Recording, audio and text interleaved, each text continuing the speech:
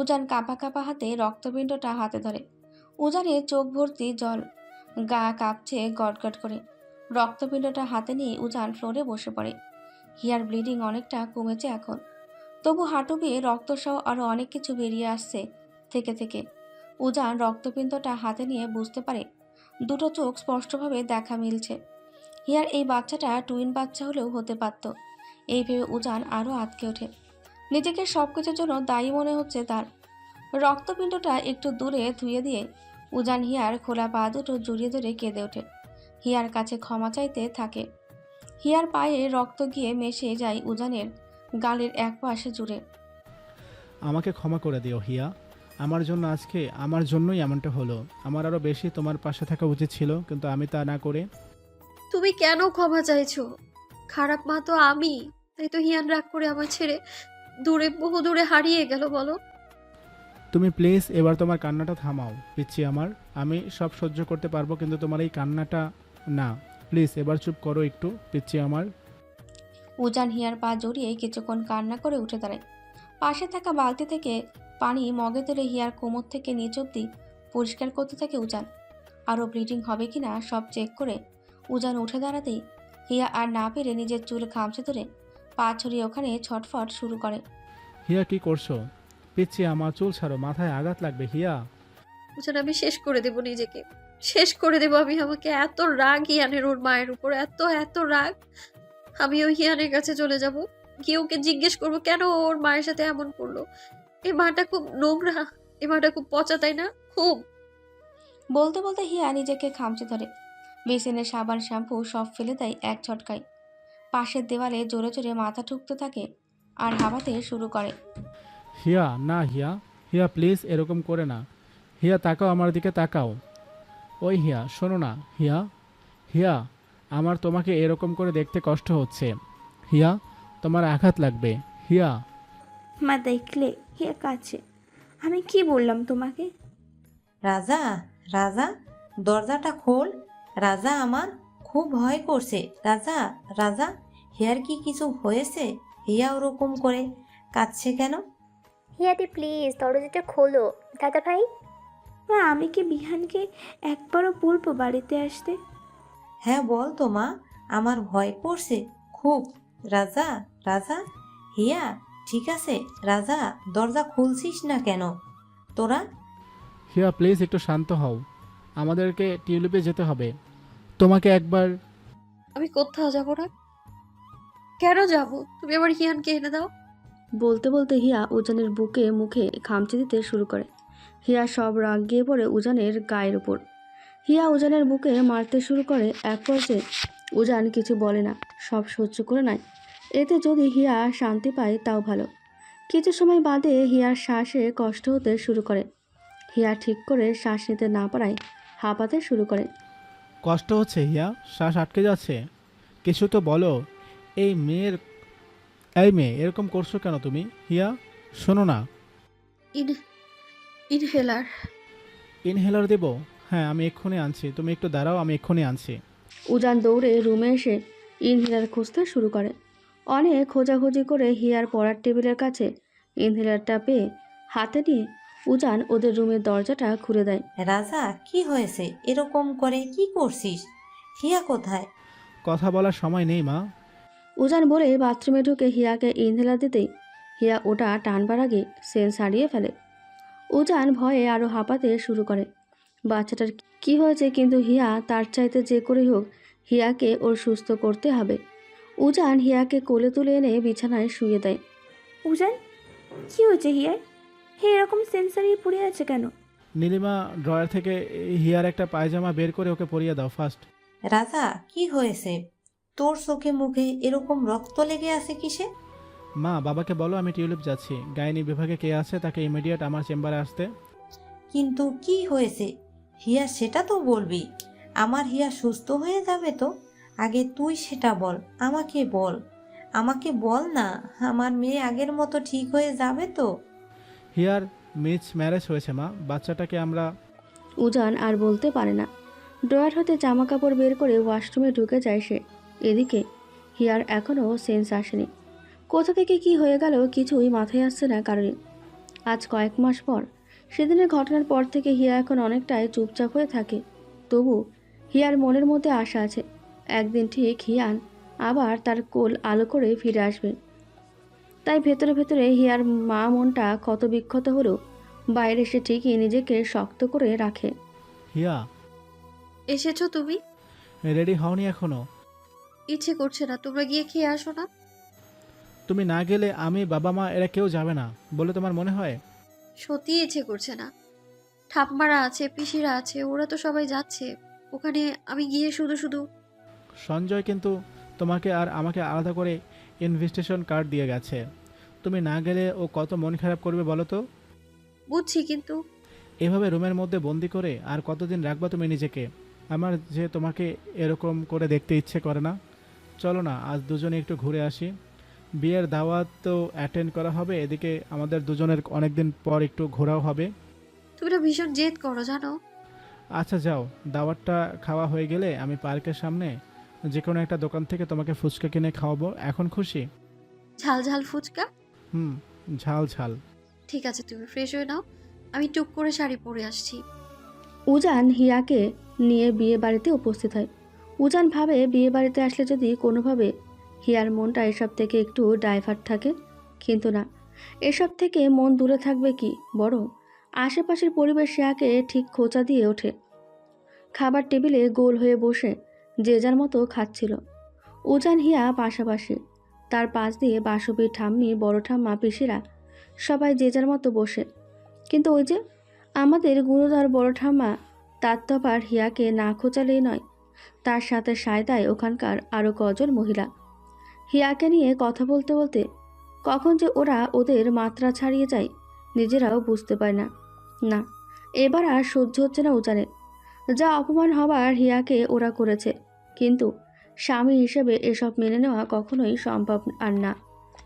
উজান দুম করে খাওয়া ছেড়ে উঠে গম্ভীর গলায় চিৎকার করে ওঠে। মাসিমা কি বলুন তো, তখন থেকে তো অনেক কথা হচ্ছে, তাই এবার আমিও কিছু একটু বলি। উজান না প্লিজ, ওনারা আমাদের গুরুজন, তুমি একটু বুঝতে চেষ্টা করো। দেখি ওঠো, তোমাকে আর খেতে হবে না, ওঠো। আমি উঠতে বলেছি, এর চাইতে বেশি হজম হবে না আমার। তো মাসিমা কি জানি বলছিলাম, হ্যাঁ ওই শুনছিলাম আপনার বিয়ের 6 বছর পর নাকি নীরা আপনার পেটে এসেছিল। তাহলে আপনি কি করে সবার মজার সাথে সায় দিয়ে দিয়ে দিতে পারলেন এভাবে? আপনি তো অন্তত হিয়ার কষ্টটা বুঝতে চেষ্টা করতেন। উজান প্লিজ একটু শান্ত হও। আর বড় ঠাম্মা এতদিন কিছু বলেনি, কিন্তু আজ বলছি, এই যে বাচ্চা হওয়া না হওয়া নিয়ে যে এত এত কথা হয় তোমাদের মধ্যে, তাহলে শোনো, আসলে ডক্টর কি বলেছে জানো? সমস্যাটা হিয়া না, সমস্যাটা আমার। আমার জন্যই হিয়া মা হতে পারছে না। হাই হাই, এসব কি কথা? তোর সমস্যা মানে? তোর আবার সমস্যা কেন হতে যাবে? রাজা, সবাই এদিকে দেখছে, একটু চুপ কর না বাবা আমার। চুপ তো আমি করব না মা। তোমরা তো সবাই মিলে আমাদের সংসারটাকে পুরো মাছের বাজার বানিয়ে রাখছো, তাহলে এখন সবাই শুনলে সমস্যা কোথায়? শুনুক সবাই। কি সব বলছো তুমি উজান? চুপ করো, সবাই শুনছে। হিয়া আর আমার বাচ্চা না হলে নিশ্চয়ই আপনাদের ছেলে মেয়েদের সংসার অপূর্ণ থাকবে না। তবে কি বলুন তো, শুধু বাচ্চা হলেই যে সংসার পূর্ণ হয় তা কিন্তু না মাসিমা। যদি তাই হতো তাহলে শ্যামা পিসি 2 বাচ্চার মা হয়েও স্বামী স্নেহের অভাবে এভাবে দিনের পর দিন এত স্ট্রাগল করে নিজের লাইফটা লিড করতো না। কথা শেষ করে উজান হিয়ার হাত ধরে ওখান থেকে বেরিয়ে যেতে ধরে। কোথায় যাচ্ছ উজানদা? প্লিজ খেয়ে যাও। ও হিয়া বৌদি, প্লিজ না খেয়ে যেও না। না রে ছোট, অন্য একদিন আসবো, তোরা ভালো থাক। আসছি হিয়া, আসছি। উজান হিয়াকে নিয়ে ওখান থেকে বেরিয়ে চলে আসে। বাসবীও আর কিছু না বলে চুপচাপ সবাইকে নিয়ে চলে আসে বাড়িতে। রাত তখন 12:30। তুমি কেন খামোখা বলতে গেলে সমস্যাটা তোমার? কেন উজান? কি প্রয়োজন ছিল এই মিথ্যেটা বলার, বলো আমায়। হিয়া, ওটি করে এসে আবার সেই একই বিষয় নিয়ে আমার একদম কথা বলতে ইচ্ছে করছে না। না, তোমায় বলতে হবে। ওখানে যারা যারা উপস্থিত ছিল সবাই তোমাকে কি ভাবলো, কোনো ধারণা আছে তোমার? I don't care Hiya. I don't care বলে দিলে সবটা সমাধান হয়ে যায় না উজান? তো কি করতাম আমি, বলো কি করতাম? তোমাকে সবাই মিলে ইচ্ছে মতো কথা শুনিয়ে যাবে আর আমি চুপ করে বসে সেটা সহ্য করব? হিয়া উজানকে নিজের দিকে ঘুরিয়ে শান্ত গলায়, হ্যাঁ সহ্য করতে হলে করবে। তুমি তো বলো আমাকে ধৈর্য ধরতে, একটুতে টেনশন না করে ঠান্ডা মাথায় ধীর স্থিরভাবে সিচুয়েশন হ্যান্ডেল করতে, তাহলে সিচুয়েশনটা এরকম নোংরা টাইপের হলে আমি কি করব হিয়া? দেখো এটা তো স্বাভাবিক না, আমাদের বাচ্চা হচ্ছে না, লোকে কথা শোনাবে আমাদের, তাই বলে আমাদের এত কথায় কথায় উত্তেজিত হলে হবে? বোঝাও তুমি আমায়। হিয়া এটা কি কথায় কথায়? লাস্ট একটা বছর ধরে তোমার উপর দিয়ে কি যাচ্ছে আমি জানি না। কি ভাবো তুমি? চারপাশে যা কিছু হয় তার কিছুই আমার কানে আসে না। বাড়িতে কখন কি হয় আমি তার কোনো খোঁজ রাখি না। হ্যাঁ আমি জানি তুমি সব জানো, সব খোঁজ রাখো। তুমি কিচ্ছু জানো না, শুধু বাড়িতে কেন, গলির মোড়ে দাঁড়িয়েও কে তোমাকে কি বলে সব খবর আমি রাখি হিয়া। সেদিন শান্তা কাকি তো বড় দোকানের সামনে দাঁড়িয়ে আমাদের ছেলে মেয়ে কেন হচ্ছে না তা নিয়ে যাত্রা বসিয়েছিল, তাই না? কিভাবে তুমি আমার কাছে লুকিয়ে যাবে সবটা আর আমি কিচ্ছু জানবো না? এই রে, আমার বর তো দেখি পুরো সিসিটিভির মতো চিপকে থাকে। মাস্টারমশাই এত খবর পায় কই? আমার ফোনে তো কোনো ট্র্যাকার বা ক্যামেরা বসানো নাই। আজকাল তো এরকম কত প্রযুক্তি আসছে, উনি তো আবার এসব ব্যাপারে যা এক্সপার্ট। শোনো হিয়া, এ বাড়িতে প্রত্যেকটা ঘন্টা প্রত্যেকটা মিনিটে মিনিটে তোমার সাথে কি হয় সব আমি নজর রাখি। আমি সারাদিন ওটি পেশেন্ট চেম্বার নিয়ে থাকি বলে আমার কোনো নজর থাকে না তোমার দিকে। এটা ভাবার ভুল একবারও মনে করবে না। একে শান্ত করতে গিয়ে তো দেখছি আমি নিজেই ফেঁসে যাচ্ছি। আমি যে দুপুরে ওখান থেকে তোমাকে বাড়িতে ড্রপ করে দিয়ে টিউলিপে ফিরে গেলাম, কিন্তু তুমি কি করলে তারপর? কি করলাম আমি আবার? কি করছো সেটা জিজ্ঞেস করছো আবার? লজ্জা করে না তোমার? আমি চলে যাবার পর 3টা থেকে 4টা বালিশ মুড়িয়ে কাঁদছো। তারপর মারা ফেরার পর 4-5টা মার সাথে গল্প করে যেই মনটা একটু ভালো হয়েছে অমনি নিচে গিয়ে মালি কাকার সাথে বাগানে গল্প জুড়ে দিছো। সন্ধ্যা অবধি বাগান পরিচর্যা করে সন্ধ্যেতে এসে কি করছো? 8টা অবধি সবার জন্য গরম গরম পেঁয়াজি রাত্রে বসছো। তারপর ছাদে গিয়ে জিনিসসহ পাক্কা 1 ঘন্টা জ্যোৎস্না বিলাস করে কবুতরদের খাবার দিয়ে সবার সাথে খেয়ে নিয়ে রুমে আসতে তোমার 10:30। তারপর এসে সোজা 2 ঘন্টা ঘুম। আর এখন উঠে কি করছো? আমাকে কি করে রাগানো যায় তার ফোন দিয়ে আসছো। এই এতগুলো ঘন্টা জাস্ট 10টা মিনিট, জাস্ট 10টা। একবারও বই নিয়ে বসছিলা? এ মানে আমি হিয়া, আমার মন মেজাজ কিন্তু খুব খারাপভাবে বিগড়ে যাচ্ছে সবার কাজকর্মে। তুমি প্লিজ দয়া করে এমন কিছু করো না যার জন্য আমাকে তোমার সব বই খাতা পুড়িয়ে দিতে হয়। এ না না, বই খাতা কেন পড়াবে তুমি? আমি পড়বো তো, কাল থেকে পড়বো, প্রমিস। ঠিক তো? হ্যাঁ পাক্কা পাক্কা। উজান একটা দীর্ঘশ্বাস টেনে কাবার থেকে রাতে পরার জামা বের করতে শুরু করে। এদিকে হিয়া পুরো কোথায় ভাবলে উজান আসলে দুপুরের ঘটনার জন্য ওকে বকবে, কিন্তু হয়ে গেল কি তার উল্টো। উজান ওয়াশরুমে ফ্রেশ হচ্ছে এমন সময় হঠাৎই গ্রাম থেকে হিয়ার পিসির ফোন আসলেই হিয়া ফোনটা রিসিভ করে কথা বলতে শুরু করে। তুমি কি বলতে চাইছো পিসি? কেন, কি বলতে চাইছি তুই বুঝতে পারছিস না? সমস্যাটা যে উজানে সেটা তো আগে বললেই হতো। আমরা কি এই নিয়ে কিছু বলতাম কখনো তোর শ্বশুরবাড়িতে? পিসি চুপ করো প্লিজ। কেন চুপ করব বলতে পারিস? সেদিন তোকে দেখতে গিয়েছিলাম, কিন্তু তোর ঠাম্মা কি না কি বলে কথা শুনিয়ে দিল আমাদের। কই, এখন ডাক ওনাকে, আমিও একটু কিছু বলি ওনাকে। পিসি চুপ করো। তোকে কি নিজের মেয়ের থেকে কম দেখেছি আমি? তোর কি মনে হয় দূরে থাকি বলে তোর জন্য আমাদের চিন্তা হয় না? বুলির বাবা রোজ রোজ কাজ থেকে ফিরে এসে প্রথম তোর কাছে জিজ্ঞেস করে তোর সাথে কথা হয়েছে কিনা, তোর শরীর কেমন এখন। আমি জানি পিসি, কিন্তু তোমরা যা শুনছো সেটা ভুল। কি ভুল বল, আমাকে কি ভুল? সমস্যাটা উজানের না পিসি, সমস্যাটা আমার। আমাকে বাঁচাতে গিয়ে উজানে আজ এত বড় মিথ্যেটা বলেছে। তোমরা সবাই প্লিজ আমাদের দুজনকে একটু আমাদের মতো থাকতে দাও। আমরা আমাদের মতো ভালো আছি প্লিজ। তো বড় ঠাম্মা, পিসি তুমি রাখো, আমি একটু পরে ফোন দিচ্ছি। আমি তাহলে ঠিক ধরেছিলাম, উজান তাহলে তখন মিথ্যেই বলেছিল। ঠাম্মা তুমি গেটের বাইরে দাঁড়িয়ে এদিকে আড়ি পাচ্ছিলে? আমার সৌর বাড়িতে আমি আড়ি পাতবো নাকি করবো সেইটা আমাকে তোর কাছ থেকে শুনতে হবে রে হিয়া। দেখ আজ আমি কি করি। বলে ঠাম্মা চেঁচাতে চেঁচাতে নিচে নেমে সবাইকে জড়ো করে। এর মধ্যে ফ্রেশ হয়ে বেরিয়েও পড়ে উজান। হিয়া এখন ঠিক কী করবে কিছুই ওর মাথায় আসছে না। আবার একটা অশান্তি। উজান, উজান, উজান কোথায় যাচ্ছ তুমি? প্লিজ দেখো, পশু বাড়িতে নীলিমাদির 7 মাসের অনুষ্ঠান, এখন কোনো অশান্তি হোক আমি চাই না। হিয়া, আমার হাতটা ছাড়ো। উজান প্লিজ আমার কথাটা শোনো। এত রাগ করে না প্লিজ। ও উজান, উজান। আমার হাত ছাড়বা না। আমি উজান হিয়ার হাত ছাড়িয়ে নিয়ে রুম থেকে নিচে যেতে ধরলেই হিয়া আবার উজানকে টেনে নিয়ে এসে দরজা লাগিয়ে দেয়। আরে আমি এই এতটুকু একটা মেয়ে, তোমার সাথে ওসব ধরাধরি পারি নাকি? হিয়া গেটের সামনে থেকে সরো। আচ্ছা আচ্ছা, সরবো সরবো। আগে আমার একটা ইম্পর্টেন্ট কথা শোনো তুমি। আমি এখন তোমার কোনো কথা শুনবো না। আজকে আমাকে এই ঠাম্মা পেশিদের একটা ব্যবস্থা করতে হবে। খুব বেড়েছে এরা। আরে খুল খুল, এত রাগ হলে কি করে হবে বলো তো? বলছি কি, শোনো না, আমি না তোমার থেকে একটা বিষয় লুকিয়েছি, বুঝলা? আমি এখন বলতে চাইনি তোমায়, কিন্তু তোমার যে মেজাজ দেখছি এখন, এটাই তোমাকে ঠান্ডা করতে পারবে মনে হচ্ছে আমার। হিয়া এত খেয়ালিপনা না করে কি বলতে চাচ্ছ বলে ফেলো প্লিজ। বলছি কি, কি? একটু এদিকে হেলো। হোয়াট? আরে আমার দিকে হেলে আসো না। হেললাম। তোমার এই পিচ্চিটা আবার কনসিভ করেছে। কি? হুম, গত মাসে পিরিয়ড মিস হয়ে আজ 20 দিনের মতো। মনে একটু সন্দেহ হওয়াতে সিনহা ম্যামের কাছে গিয়ে তারপর তো ওই। মানে কি? তুমি একা একা সিনহা ম্যামের কাছে, আর এত বড় একটা সত্যি আমি কিছুই বুঝলাম না। আসলে আমি না কাউকে জানাতে চাইনি। এর আগের বারের মতো যদি এবারও কিছু একটা হয়ে যায়, এ ভেবে এখনো চুপ করে আছি। তোমার মাথা কি ঠিক আছে হিয়া? আমাকে তো অন্তত তুমি বলবা। আরে আরে, আমি ভাবছি ঠাম্মারা পরশু অনুষ্ঠান শেষ করে চলে গেলে সবাইকে বলবো, তাই। কি করতে ইচ্ছে করে তোমাকে বলো তো? এরকম কেউ করে? পিচ্ছি একটা, শুধু শুধু আমাকে রাগিয়ে দাও। কতদিন আগে জেনেছো যে তুমি কনসেপ্ট করেছো? বেশি না, 1 সপ্তাহ। 1 সপ্তাহ আমাকে এই খুশির খবরটা তুমি শোনাওনি, এর জন্য তোমার শাস্তি হলো আজ সারা রাত তুমি আমাকে চকলেট দিবা, তাও আবার এখানে, বুঝছো? যা অসব। এদিকে নিজে ঠাম্মার অত্যাচারের মাত্রা ছাড়িয়ে যায়।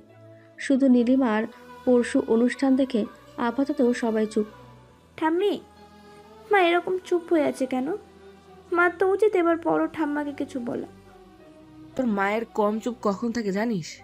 কখন? যখন সে ভেতরে ভেতরে কোনো কিছু নিয়ে খুব ক্ষেপে ওঠে। ঝড়ের আগে পরিবেশ কিরকম ঠান্ডা হয় দেখিসনি? আমার বৌমাও তার রাগের আগে এরকম শান্ত হয়ে ওঠে। তার মানে তুমি বলতে চাইছো বাড়িতে একটা ঝড় আসতে চলেছে? এত বছরের সংসার জীবনের অভিজ্ঞতা তো তাই বলছি। পরশু অনুষ্ঠানে সবাই খুব সুন্দর মতো সেজেগুজে তৈরি হয়। যথারীতি অনুষ্ঠানও শুরু হয়, কিন্তু বাদ সাধে বড় ঠাম্মা। তিনি হিয়াকে কিছুতেই অনুষ্ঠানে উপস্থিত থাকতে দিতে চান না। তার মতে হিয়া এ সময় নীলিমার কাছে থাকলে নাকি এতে নীলির বাচ্চার ক্ষতি হয়ে যাবে। এই নিয়ে শুরু হয় আরও এক অশান্তি। জিনি, তোর বাবাকে ফোন কর। কেন মা? ফোন করে বল মা এক্ষুনি তাকে বাড়িতে ডাকছে। কিন্তু মা, এ সময় টিউলিপ থেকে। তোকে আমি যেটা করতে বলেছি তুই সেটা কর। করছি। ঠিক আছে ঠাম্মা, আমি চলে যাচ্ছি। তোমরা বরং নীলিদিকে খাইয়ে, আমি আসছি। তারাও হিয়া, এটা আমার অনুষ্ঠান। এখানে আমি ঠিক করব কে থাকবে কে থাকবে না। নীলিমা প্লিজ জেদ করো না। বাড়িতে তো অন্য আত্মীয়রাও আছে, বলো ওরা কি ভাববে? আমার তাতে কিছু যায় আসে না। তুমি এখানে আমার পাশে থাকবে, এটাই আমার শেষ কথা। নীলিমা তুমি। হিয়া, নীলিমা ঠাম্মা আর পিসিদের এক প্রকার অপমান করেই হিয়াকে ওর পাশে বসিয়ে দেয়। অনুষ্ঠান শেষ হয়ে যাবার পর অনেক সহ্য করেছি আমি, আর না। সব কিছুর একটা লিমিটেশন বলে কথা আছে, কিন্তু আজকে আপনি যা করলেন তা সব কিছুকে ছাড়িয়ে গেছে বড় মা। কি বলতে কি চেয়েছো তুমি বাসবি? কি করেছি আমি?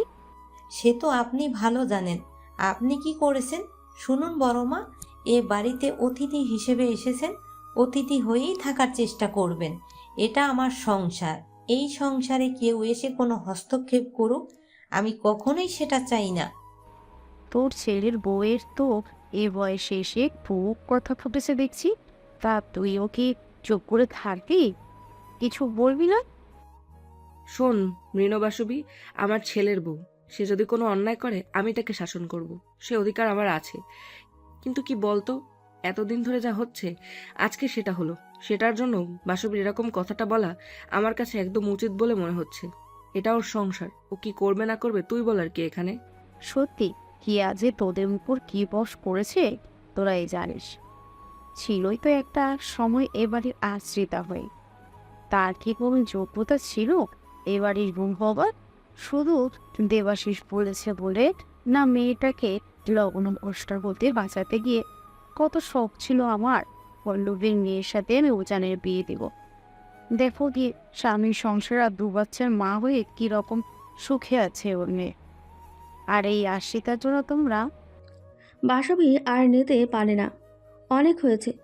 আজ যদি সমরেশ ওর বড় মাকে বাড়ি থেকে না বের করে, তাহলে বাসবী নিজে এই বাড়ি ছেড়ে বেরিয়ে যাবে ঠিক করে। বড় মা, খুব মুখ সামলে কথা বলুন। আমি এতদিন চুপ ছিলাম বলে আজও চুপ থাকবো ভাববেন না। হিয়া কোনো আশ্রিতা না, হিয়া আমার মেয়ে। কে বলেছে আপনাকে হিয়ার কিছু নেই? হিয়ার যোগ্যতা সম্পর্কে কতটা কি জানেন আপনারা? টিউলিপ থেকে প্রতিবার টপ করে আমার হিয়া, আজ অবধি কেউ ওকে কিছুতে হারাতে পারেনি। রাজার থেকেও একদিন অনেক বড় হবে, নাম করবে ও। আজ যদি চ্যাটার্জি বাড়ি কোনো কারণে সব হারিয়েও বসে না, এই হিয়াই একাই পারবে সব সামলে নিতে। বুঝতে পারছেন? হিয়া এতক্ষণ গেটের বাইরে দাঁড়িয়ে সব শুনছিল। বাসবীর ওরকম চিৎকার দেখে হিয়া দৌড়ে এসে বাসবীকে আগলে ধরে। বাসবীর গা গটগট করে কাঁপছে। আজ দ্বিতীয়বার হিয়া বাসবীর এরকম রক্তবর্ণ চোখ আর আগুন মেশা রাগ দেখল। হিয়ার মনে পড়ে কলেজে থাকতে একবার অর্পার জন্য সে কলেজ বাঙ্ক করায় বাসবী হিয়ার গায়ে পর্যন্ত খুন্তি দিয়ে মেরেছিল। আর আজ আবার সেই বাসবীর রাগ। বাড়ির ঠাম্মি থেকে শুরু করে সবাই জানে বাসবী রাগলে ঠিক কী পরিমাণ ভয়ানক হয়ে উঠতে পারলে। সামনের মানুষটাকে খুন করলেও তার শান্তি হয় না এই রকম। মা, ও মা, প্লিজ তুমি একটু শান্ত হও। বড় ঠাম্মা তো ভুল কিছু বলে না, বলো প্লিজ। তুমি এরকম চিৎকার চেঁচামেচি করো না, শরীরটা যে ভালো নেই তোমার। আসছে কত দরদ দেখাইতে রে মা আমার। এসব দরদ না দেখে একটা বাচ্চার মুখ দেখাও। নিজের সংসারেরও শান্তি আসবে, এই সংসারেরও আসবে। আর মেয়েদের মা হতে না পারলে না, এইসব টপ করা, ফার্স্ট করার নাম করা কোনো কিছুরই দাম থাকে না, বুঝলা বাসবি? জিনি, তোর বাবা কোথায়? এতক্ষণ লাগে টিউলিপ থেকে ফিরতে? ফোন দিয়ে বল ওটি থাকলেও যেন সে এই মুহূর্তে বাড়িতে আসে। আর না আসতে পারলে তোর বাবাকে জানিয়ে দে, মা কিন্তু আজ রাগের মাথায় কিছু একটা বাদিয়ে বসবে। তখন যেন কেউ তাকে দোষারোপ করতে না আসে। মা প্লিজ শান্ত হও, বাবা আসছে। আমি বলেছি বাবাকে, বাবা বলেছে এই গলির মোড়ে আসছে। কি করবে সমরেশ এসে? ভয় পাইনি কেন একে? আজ আসুক, নিজের বউয়ের কিরকম অধঃপতন হয়েছে দেখুক নিজের চোখে। আজ অবধি চ্যাটার্জি বাড়ির আর কোনো বউয়ের এই ঠাম্মার সাথে চোখ রাঙিয়ে কথা বলার সাহস হয়নি। আর বাসবে কিনা পায়ে পা দিয়ে আমার সাথে আঙুল তুলে ঝগড়া করছে। ছি! প্লিজ বড় ঠাম্মা একটু চুপ করো না। এত কিছু বলেও শান্তি হচ্ছে না তোমার? বাহ রে, এখন তুইও এই বুড়ো ঠাম্মাটার সাথে তর্ক করবি না চিনি? সত্যি বাসবি, তোর ছেলে মেয়েদের ভালো শিক্ষা দিচ্ছে বলতে হবে। আজ আসুক সব, আমিও বলে দেবো বাসবি কি না। বাসুবি কি? হ্যাঁ, বাসুবি কি? বাসুবি খারাপ? বাসুবি নোংরা?